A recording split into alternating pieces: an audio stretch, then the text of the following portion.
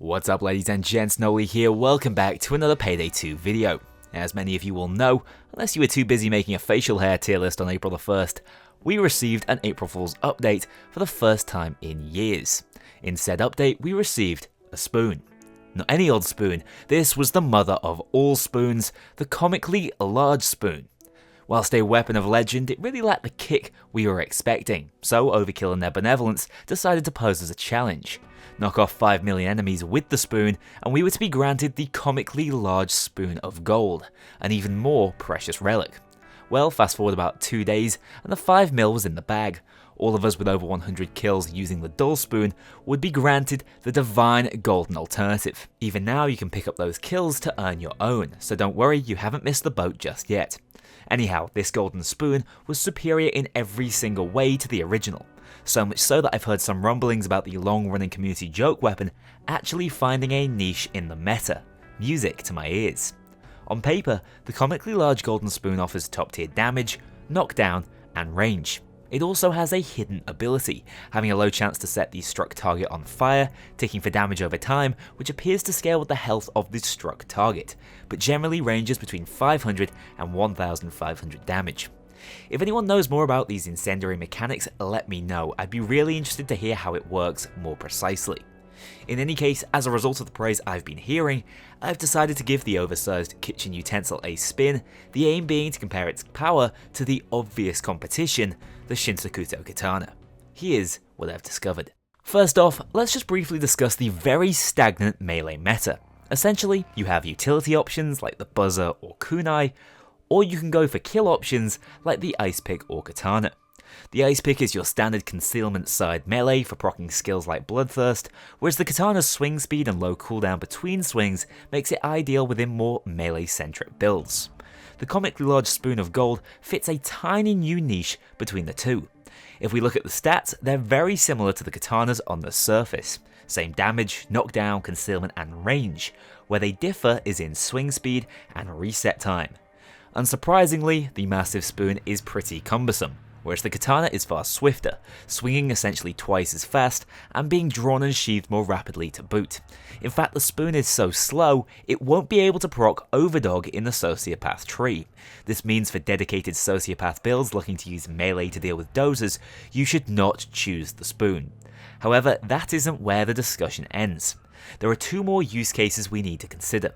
The first of them is in an Infiltrator build. One of the little known features of this deck is how it actually extends the Overdog effect's timer to up to 7 seconds with advanced close combat, meaning even slow swinging melee weapons can get use out of the bonus 10 times damage. In general, this setup works a lot better and is functional on Deathwish and below. The spoon gets the job done and can cruise through groups of enemies easily with these chain blows. Honestly though, you'd probably still be better off with the faster swinging katana, even here, and in general with a Sociopath setup, which has more actual armor gating potential and is a superior deck overall, in my opinion. So that's two examples where the spoon fails to make the cut. That leaves just one place where it can still shine. Crit Berserker setups. You see, the spoon has one huge advantage over other high damage lethal melee options, which I haven't mentioned. That being its rapid charge speed.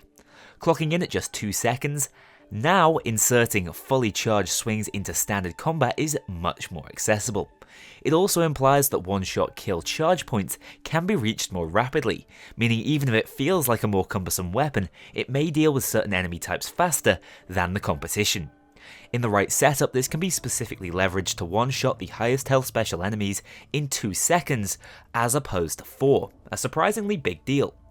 If your build isn't incredibly concealment heavy, as with the one shown here, we can easily replace the ice pick or the katana with the golden spoon as a bulldozer killing machine that has somehow become the best at this specific job. Let me show you exactly why this is the case. Alright, during this section of the video, I'm going to be showing you a bunch of damage races between the katana and the spoon to showcase their comparative strengths.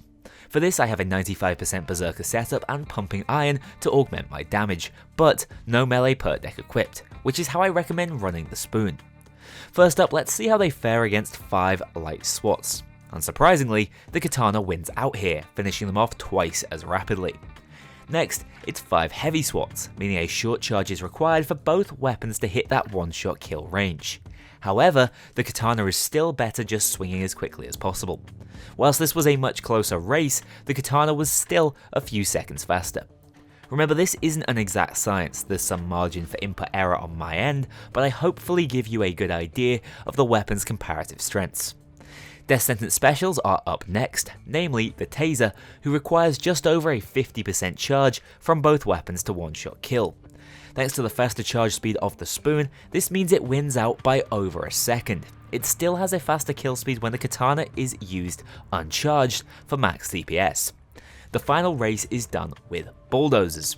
Really, this is just showcasing how they fare up against high health targets, and as you can see, the Spoon wins out by a sizable margin, even when spamming the Katana for higher DPS. This should suggest something to you. If your build has a tough time dealing with specials, and packs a few melee type skills, the Golden Spoon may genuinely be worth considering. Even more so if you're running a skill like Bloodthirst in a predominantly ranged build, and happen to pack crits, it's likely the recommended choice, assuming you don't need a higher concealment option, as it offers the fastest and strongest speed up against the bulldozers you may need to one-shot crit on Death Sentence, just as you see here. Its high range makes this playstyle even stronger, allowing you to hardly leave cover while still picking a dozer off with a charged strike. Honestly, the fire damage is a little more than a nice bonus, but if I knew more about how it worked, I may consider it as another factor within this build. From my testing, it procs about once every 5 swings, with 20 incidences across 100 attacks. I found it often comes in waves, and its effect varies depending on the cop's health. At best, it tends to finish off a target which you undercharged on, and at worst, it does nothing as this really is a single hit weapon and spamming it will get you nowhere. In any case, it's a really cool and unique feature, relevant to its overall viability or not. Come on, let's be honest, who doesn't want to give this a go, if just for the extra style points you get by bringing a massive fiery spoon into your Death Sentence adventures? Genuinely, it really surprises me seeing a joke weapon in Payday 2 have at least some degree of genuine viability.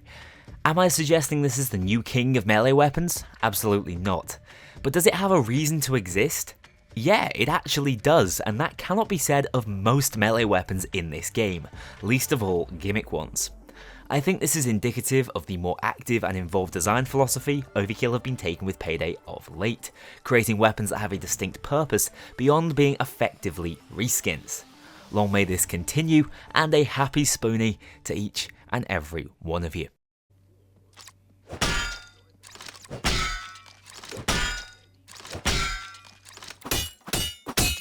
As ever, thank you very much to my mean infamy patrons and above. If you want to join that infamous club to see yourself in the credits or get early exclusive access to my videos, including the story videos, check out my Patreon link below. Remember that Discord is open to all if you crave some more Payday discussion.